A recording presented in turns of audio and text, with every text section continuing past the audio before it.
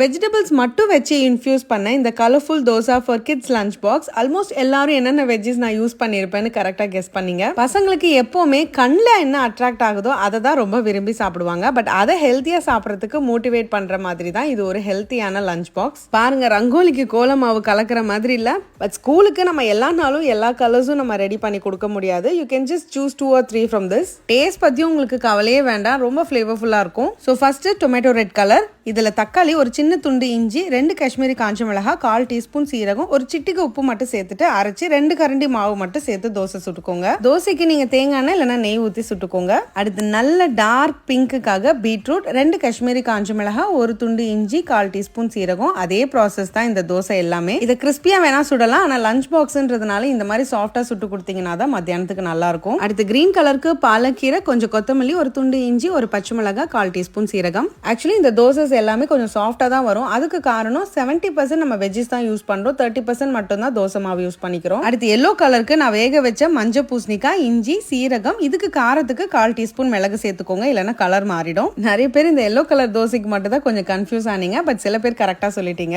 And finally orange colour, அதுக்கு நம்ம carrot, 2 Kashmiri காஞ்ச மிளகாய், ஒரு துண்டு இஞ்சி, 1/4 டீஸ்பூன் சீரகம் சேர்த்து அதே ப்ராசஸ்ல தான் அரைச்சிக்கிறோம். இந்த தோசைக்கு பெஸ்ட் காம்போ வெங்காய சட்னி, புதினா சட்னி இல்ல கார சட்னி. அதோட வீடியோஸும் நான் ஸ்டோரிஸ்ல ஷேர் பண்றேன், பாருங்க எப்படி.